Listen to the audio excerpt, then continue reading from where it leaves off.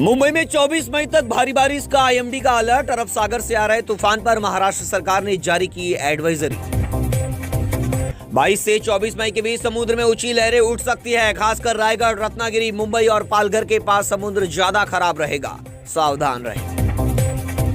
मुंबई में तेज बारिश से अंधेरी, सबवे बंद, सड़कों पर जलजमाव, ट्रैफिक रेंगता रहा। जोगेश्वरी, अंधेरी, मलाड से मीरा रोड तक बारिश का कहर। मौसम विभाग ने और बरसात की चेतावनी दी।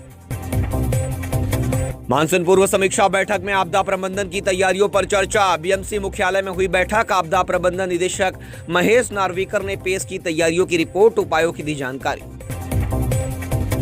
भारी बारिश से कोंकण रेलवे ट्रैक पर गिरा बोल्डर। वेरवली विलेवड़े सेक्शन में हादसा। दोनों ओर से सुरक्षा बीच ढीली चट्टानों को हटाने का काम जारी, कोंकण रेलवे। मुंबई, चेन्नई, अहमदाबाद में कोविड मामलों में बढ़ोतरी। देश में फिर दिखा उछाल। हांगकांग, सिंगापुर समेत एशिया में संक्रमण बढ़ने के बीच भारत में भी अलर्ट जारी।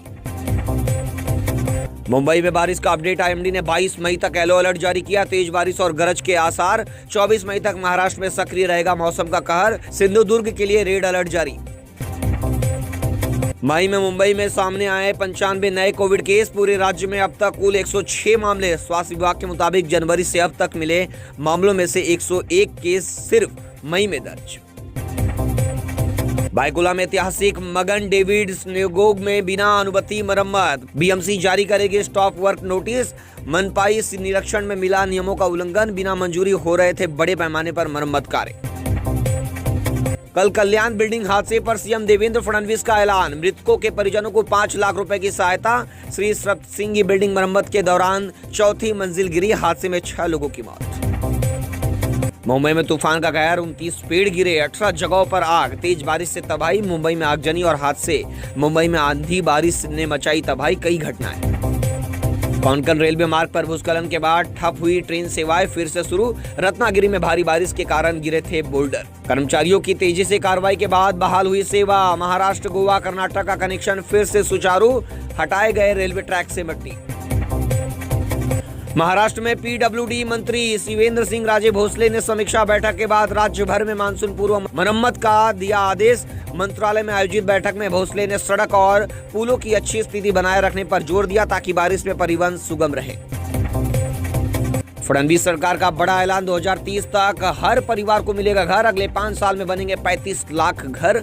महाराष्ट्र की महायुति सरकार ने मंजूर की नई गृह निर्माण नीति 2025। मेरा घर मेरा अधिकार के सुरक्षित और पर्यावरणीय आवास बनाने का लक्ष्य। आईपीएस रश्मि के पति अरेस्ट। मुंबई में सस्ते घर दिलाने के नाम पर करोड़ों की ठगी का आरोप।